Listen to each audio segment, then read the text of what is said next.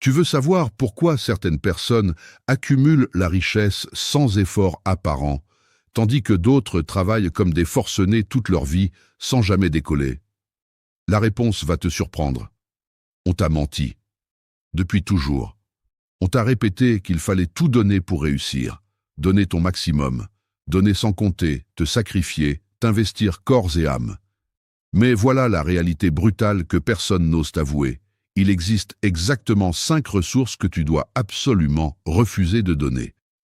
5 éléments si précieux que les abandonner revient à ouvrir grand les portes de ta vie à la médiocrité financière. Pendant des siècles, une communauté particulière a maîtrisé cet art avec une précision redoutable. Les membres de cette communauté savent exactement ce qu'il faut partager pour prospérer et ce qu'il faut garder jalousement pour soi. Cette sagesse ancestrale leur a permis de traverser les pires tempêtes de l'histoire, tout en bâtissant des empires financiers qui défient le temps. Je m'appelle Rabbin Joseph. Pendant plus de 2 décennies, j'ai plongé dans l'étude approfondie des mécanismes qui ont permis à mon peuple de prospérer contre vent et marée. Aujourd'hui, je vais partager avec toi ces secrets qui vont probablement bouleverser tout ce que tu croyais savoir sur l'argent. Ce que tu t'apprêtes à découvrir va probablement heurter tes convictions. Ça va contredire tout ce que tes professeurs, tes parents ou la société t'ont enseigné. Mais si tu as le courage d'écouter jusqu'au bout et surtout d'appliquer ces principes dans ta vie, ta situation financière connaîtra une transformation radicale. Gueule. Premier trésor à préserver absolument. Ta souveraineté décisionnelle. Voici la première hémorragie silencieuse qui ruine la vie de millions de personnes sans qu'elles s'en aperçoivent. Chaque fois que tu permets à quelqu'un d'autre de choisir à ta place, tu te dépouilles de ta force créatrice. Chaque fois que tu sollicites une autorisation avant de poursuivre tes ambitions, tu t'amputes de ton potentiel. Chaque fois que tu attends qu'on te valide avant de passer à l'action, tu sabotes ta capacité à générer de la richesse. Les personnes qui stagnent financièrement ont toutes un point commun. Elles cherchent perpétuellement l'approbation extérieure. Elles consultent leur famille avant de lancer un projet entrepreneurial. Elles demandent l'avis de leurs amis avant d'investir. Elles sondent tout leur entourage, sauf la seule personne qui compte vraiment, elles-mêmes. Et devine ce qui se passe systématiquement. Leurs proches, qui n'ont jamais osé sortir de leur zone de confort, qui n'ont jamais construit de fortune, qui n'ont jamais pris le moindre risque calculé, leur servent invariablement le même discours paralysant. C'est beaucoup trop dangereux. Tu vas te ruiner. Reste à ta place. Au moins tu as la sécurité. Et la personne obéit comme un enfant docile. Elle confie son destin financier à des individus qui n'ont jamais accompli ce qu'elle aspire à réaliser. Résultat prévisible, elle reste coincée dans la médiocrité. Dans la tradition juive, il existe un concept puissant appelé Hishtadlut, l'initiative personnelle. C'est cette philosophie selon laquelle tu dois assumer pleinement tes choix et agir avec une détermination sans faille. Tu peux certainement recueillir des avis éclairés, tu peux chercher la sagesse auprès de mentors, mais in fine, c'est toi et toi seul qui dois trancher. Le Talmud énonce une vérité cinglante. Celui qui subordonne constamment ses décisions au jugement d'autrui ne s'élèvera jamais au-delà du niveau de ceux qu'il consulte. Prends l'exemple d'Abraham dans les textes sacrés. Lorsque le Créateur lui ordonna de quitter sa terre natale, sa famille et tout ce qu'il connaissait, Abraham n'a pas organisé de réunion familiale. Il n'a pas lancé de sondage sur Facebook pour vérifier si c'était une bonne idée. Il a pris sa décision en son âme et conscience, puis il est passé à l'action. Et c'est précisément cette capacité à décider qui a fait de lui le patriarche de nations entières. Tous les grands bâtisseurs d'empires juifs partagent cette caractéristique fondamentale. Oui, ils écoutent les conseils avisés, mais ils gardent farouchement le contrôle de leur décision finale. Jamais ils n'abandonnent ce pouvoir à un tiers. Voici donc la règle d'or. Sollicite les conseils uniquement auprès de ceux qui ont déjà accompli ce que tu vises. Ignore systématiquement les opinions de ceux qui n'ont jamais tenté l'aventure. Et surtout, Conserve toujours le dernier mot pour toi-même. Si tu abdiques ta souveraineté décisionnelle, tu invites la pauvreté dans ta vie. Si tu la préserves jalousement, tu déverrouilles le coffre-fort de la prospérité. Degas, deuxième trésor sacré. Ton capital temps. Le temps représente ta ressource la plus stratégique, plus précieuse encore que les billets de banque. Pourquoi? Parce qu'un compte bancaire vidé peut se remplir à nouveau. Les heures évaporées, elles, disparaissent dans le néant pour l'éternité. Pourtant, observe autour de toi. La majorité des gens dilapident leur temps comme s'ils n'avaient strictement aucune valeur marchande. Ils engloutissent des heures interminables à scroller sur Instagram, à observer passivement l'existence des autres. Ils passent leurs soirées hypnotisées devant des programmes télévisés qui n'enrichissent ni leur esprit ni leur portefeuille. Ils sacrifient des années entières dans des emplois sans perspective, juste pour toucher un salaire qui couvre péniblement leurs dépenses mensuelles. Ils donnent leur temps. Et en retour, le vide absolu. La relation que les Juifs entretiennent avec le temps est radicalement différente. Dans leur système de valeurs ancestrales, le temps possède un caractère sacré. Chaque seconde est considérée comme un cadeau divin. Gaspiller son temps équivaut à commettre un péché gravissime, car tu dilapides quelque chose d'irremplaçable. Il existe en hébreu le concept de bittul zman, le gâchis temporel. Les sages enseignent qu'une personne qui gaspille son temps gaspille sa vie même. Et celle qui gaspille sa vie ne peut construire aucune richesse durable. Le Talmud formule cette pensée avec une puissance saisissante. Le temps ressemble à une épée. Si tu ne l'utilises pas avec intention, c'est lui qui te tranche. Les millionnaires de tradition juive sont littéralement obsédés par la valeur stratégique de chaque minute.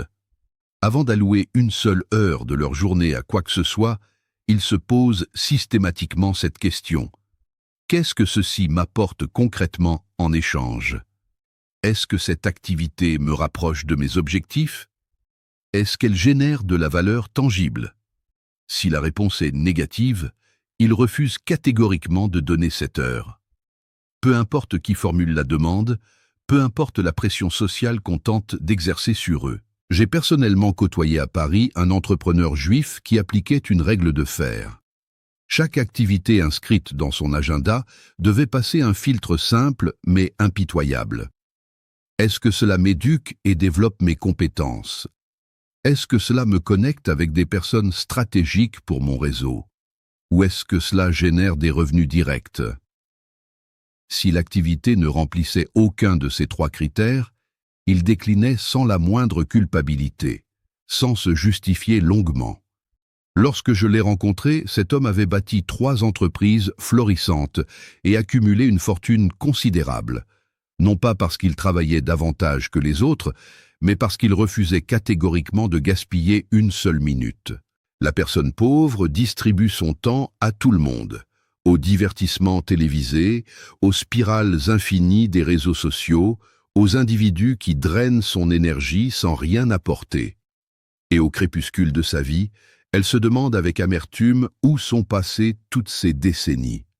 La personne financièrement prospère protège son temps comme le plus précieux des trésors. Elle ne l'alloue qu'en échange d'une valeur équivalente ou supérieure. Et c'est précisément pour cette raison qu'elle construit une richesse solide pendant que les autres piétinent. Voici donc la règle incontournable. Avant d'accorder ton temps à qui que ce soit ou quoi que ce soit, interroge-toi systématiquement sur le retour sur investissement. Si la réponse est « rien de concret », alors ne donne pas. Troisième actif inestimable, ton image de marque personnelle. Ta réputation constitue ton actif le plus précieux dans l'économie moderne. Elle te précède dans chaque pièce où tu entres. Elle ouvre des opportunités fabuleuses ou les ferme hermétiquement. Elle attire les propositions lucratives ou les repousse au loin. Et une fois endommagée, elle devient presque impossible à restaurer complètement. Les personnes qui stagnent financièrement ne saisissent pas la valeur stratégique de leur réputation. Elles mentent sur des détails insignifiants. Elles ne respectent pas leurs engagements. Elles arrivent systématiquement en retard. Elles livrent un travail médiocre. Elles s'imaginent que personne ne remarque ces petites défaillances. Grave erreur. Tout le monde remarque. Et surtout, tout le monde se souvient. Alors quand une opportunité exceptionnelle se présente, personne ne pense à les recommander. Pourquoi? Parce que leur réputation les a déjà disqualifiés silencieusement. Les Juifs entretiennent une véritable obsession pour leur réputation. C'est l'un des secrets les mieux gardés de leur réussite collective. Dans leur tradition ancestrale, existe le concept de Hilul Hashem, la profanation du nom. Cette idée véhicule une responsabilité écrasante. Un Juif qui se comporte de manière inappropriée ne déshonore pas seulement sa propre personne, mais ternit l'image de toute sa communauté et, par extension, celle du divin lui-même. Le Talmud proclame « Un bon nom possède plus de valeur que l'huile la plus précieuse ». Dans l'Antiquité, l'huile fine représentait l'une des marchandises les plus coûteuses. Et pourtant, les sages affirment que ta réputation surpasse encore cette valeur. Observe le fonctionnement du commerce international du diamant à Anvers. Des pierres précieuses valant des millions d'euros changent de propriétaire sur la base d'une simple poignée de main. Aucun contrat écrit de 50 pages, aucune armée d'avocats. Juste 2 mots prononcés en yiddish. Mazal bracha, chance et bénédiction. Comment une telle confiance est-elle possible dans un secteur manipulant des sommes aussi colossales? Parce que dans cet univers, ta réputation représente littéralement tout. Si tu trahis ta parole une seule fois, c'est terminé. Plus personne ne conclura jamais d'affaires avec toi. Ta carrière dans cette industrie s'évapore instantanément. C'est précisément pour cette raison que les diamantaires juifs ne mentent jamais dans leurs transactions. C'est pour cela qu'ils honorent systématiquement leurs promesses. C'est pour cela qu'ils livrent toujours exactement ce qu'ils ont annoncé. Non pas parce qu'ils sont des saints irréprochables, mais parce qu'ils comprennent intuitivement que leur réputation constitue leur actif le plus stratégique. Un juif peut perdre l'intégralité de sa fortune du jour au lendemain et tout reconstruire en quelques années. Pourquoi? Parce que sa réputation intacte lui ouvrira toutes les portes. Les investisseurs lui prêteront des capitaux. Les partenaires lui feront confiance pour des collaborations.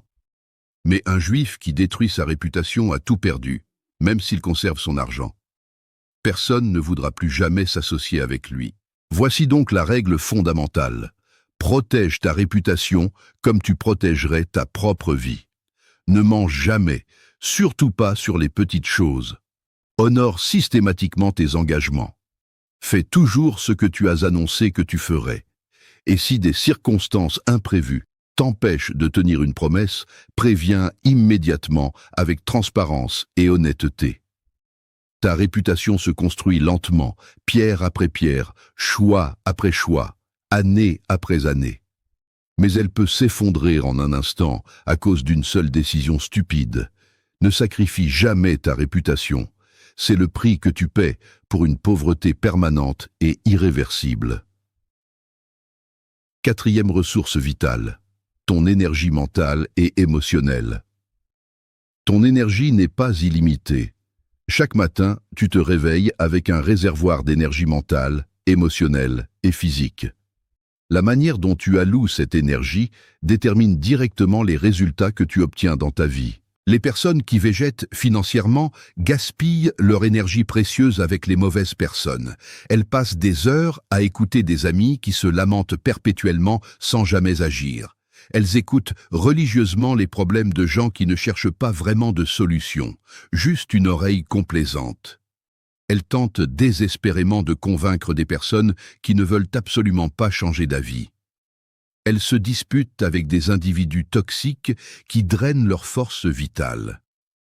Et à la fin de la journée, il ne leur reste plus une goutte d'énergie pour construire leur propre existence. Le Talmud enseigne une sagesse millénaire à ce sujet. Éloigne-toi du mauvais voisin et ne t'associe jamais avec les méchants. Ce conseil n'est pas une question de cruauté ou de mépris. C'est une stratégie de survie. Les sages avait parfaitement compris que l'énergie est contagieuse. Si tu passes du temps avec des personnes négatives, tu absorberas inévitablement leur négativité. Si tu fréquentes des personnes qui échouent systématiquement, tu adopteras inconsciemment leur schéma d'échec. Mais si tu t'entoures de personnes qui réussissent, qui construisent, qui avancent, malgré les obstacles, tu capteras leur énergie constructive. Tu intégreras naturellement leurs habitudes gagnantes, tu élèveras ton niveau de jeu. Un proverbe juif formule cela avec élégance. Si tu marches aux côtés des sages, tu deviendras sage. Si tu marches avec les insensés, tu en paieras le prix. Les millionnaires de tradition juive pratiquent une sélection extrêmement rigoureuse de leur entourage. Ils ne distribuent pas leur énergie à n'importe qui. Ils choisissent délibérément et stratégiquement de s'entourer de personnes qui les élèvent intellectuellement, qui les challengent positivement, qui les inspirent à viser plus haut. Et ils n'éprouvent absolument aucune culpabilité à prendre leur distance avec les personnes toxiques, même s'il s'agit de membres de leur famille, même s'il s'agit d'amis d'enfance. Pourquoi cette fermeté? Parce qu'ils ont intégré que leur énergie est bien trop précieuse pour être gaspillée. Laisse-moi te poser une question directe et inconfortable. Identifie les 5 personnes avec lesquelles tu passes le plus de temps actuellement. Maintenant, calcule leur revenu annuel moyen. Il y a de très fortes probabilités que ton propre revenu gravite autour de cette moyenne. Ce n'est absolument pas une coïncidence. C'est une loi sociologique puissante. Tu deviens inévitablement semblable aux personnes qui composent ton environnement quotidien. Voici donc la règle d'action. Réalise immédiatement un audit complet de ton cercle relationnel. Identifie avec honnêteté les personnes qui drainent ton énergie, qui te découragent, qui te tirent constamment vers le bas. Limite drastiquement ton temps avec elles au strict minimum nécessaire. Et simultanément, augmente massivement ton temps passé avec des personnes qui t'élèvent, qui t'inspirent, qui construisent activement des choses. Ne sacrifie jamais ton énergie vitale aux mauvaises personnes. C'est l'autoroute express vers la médiocrité financière permanente. Doug Wood, 5e pilier essentiel, ta confiance dans le processus. Voici le dernier élément, et probablement le plus déterminant de tous. La richesse authentique ne se matérialise pas du jour au lendemain. Elle se construit patiemment sur des années, parfois même sur des décennies. C'est un processus lent, progressif, souvent invisible aux yeux des observateurs externes. Et c'est précisément pour cette raison que la majorité des gens abandonnent avant de récolter les fruits de leurs efforts. Ils démarrent un projet avec un enthousiasme débordant. Ils travaillent intensément pendant quelques semaines, peut-être quelques mois. Et dès qu'ils ne constatent pas de résultats spectaculaires immédiats, ils jettent l'éponge. Ils passent à autre chose. Ils recommencent à zéro avec un nouveau projet. Et ils ne comprennent jamais pourquoi ils tournent en rond sans progresser. Les Juifs manifestent une patience quasi surnaturelle lorsqu'il s'agit de bâtir la richesse. Une patience qui semble incompréhensible pour les esprits formatés à la gratification instantanée. Il existe une histoire célèbre dans le Talmud qui illustre parfaitement cette philosophie. Un homme était en train de planter un caroubier.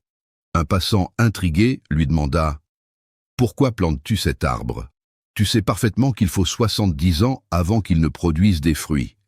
Tu ne seras plus de ce monde pour en profiter. » L'homme répondit avec une sagesse désarmante. « Lorsque je suis venu au monde, j'ai trouvé des caroubiers déjà plantés par mes ancêtres. Aujourd'hui, je plante pour mes descendants. » Voilà la mentalité qui a permis à ce peuple de prospérer à travers les millénaires. Il raisonne en termes de génération, pas en termes de mois. Ils plantent des graines qu'ils ne verront peut-être jamais éclore. Mais ils plantent, quand même, parce qu'ils ont une foi inébranlable dans le processus. Le Talmud énonce « Il ne t'incombe pas de terminer l'œuvre, mais tu n'es pas libre de t'en dispenser. » Les personnes qui stagnent financièrement veulent des résultats instantanés. Elles veulent devenir millionnaires en 6 mois. Elles cherchent frénétiquement des raccourcis, des formules magiques. Et quand la magie n'opère pas, elles abandonnent avec amertume. Les personnes qui construisent une richesse durable comprennent intuitivement que la prospérité est un marathon, absolument pas un sprint. Elles comprennent que chaque petite action positive s'accumule avec le temps, créant un effet composé puissant. Elles comprennent que la patience stratégique et la persévérance obstinée triomphent toujours de la vitesse et de l'impatience. Examine les plus grandes dynasties financières juives. Les Rothschild ont consacré plusieurs générations entières à édifier leur empire. Ils n'ont pas abandonné après le premier revers. Ils n'ont pas jeté l'éponge après le premier échec cuisant. Ils ont persévéré, génération après génération, jusqu'à devenir la famille la plus fortunée de l'histoire moderne. Voici donc la règle ultime. Lorsque tu entreprends quelque chose de significatif, engage-toi pour le long terme. Pas pour 6 mois, pas pour 1 an, pour aussi longtemps qu'il faudra. Et quand les résultats tardent à se manifester, quand tout semble stagner, ne perds surtout pas ta foi dans le processus. Continue à planter tes graines, continue à arroser patiemment, continue à travailler avec constance, parce que celui qui abandonne prématurément garantit mathématiquement son échec. Mais celui qui persévère avec intelligence finit toujours, inévitablement, par récolter une abondante moisson. Ne sacrifie jamais ta confiance dans le processus.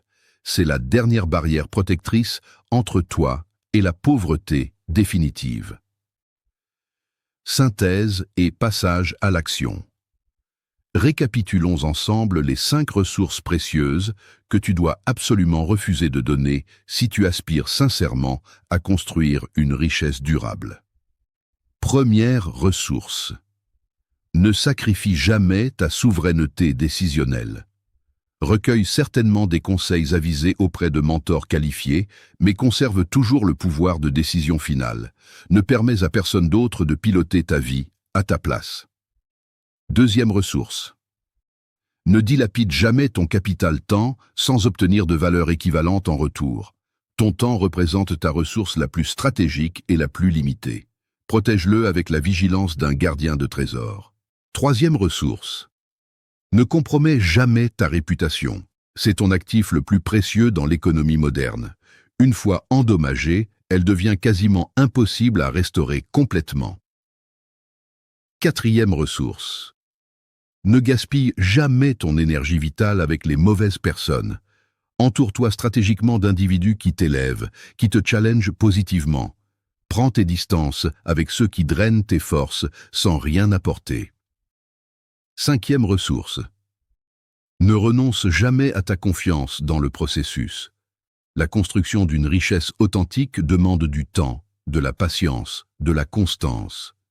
Persévère intelligemment même lorsque les résultats tardent à se manifester visiblement. Ces 5 principes peuvent sembler simples à comprendre intellectuellement. Mais leur application concrète exige de la discipline rigoureuse, du courage face à la pression sociale et une patience à toute épreuve. Pourtant, si tu les protèges jalousement, si tu refuses catégoriquement de les sacrifier, tu créeras autour de ta capacité à générer de la richesse un bouclier impénétrable que rien ne pourra fissurer. Les Juifs ont intégré ces mécanismes il y a plusieurs millénaires. C'est précisément pour cette raison qu'ils ont prospéré dans tous les pays où ils se sont installés, dans toutes les circonstances imaginables, à travers toutes les épreuves historiques les plus terribles. Aujourd'hui, tu possèdes la même sagesse ancestrale, la même connaissance stratégique, les mêmes principes éprouvés. La question cruciale est maintenant, qu'est-ce que tu vas concrètement en faire ? Tu peux continuer à distribuer généreusement ces 5 ressources précieuses et attirer inexorablement la pauvreté dans ta vie. Ou tu peux commencer dès aujourd'hui à les protéger férocement et ouvrir ainsi toutes grandes les portes de la prospérité. Le choix t'appartient entièrement. Et personne d'autre que toi ne peut le faire à ta place. Shalom.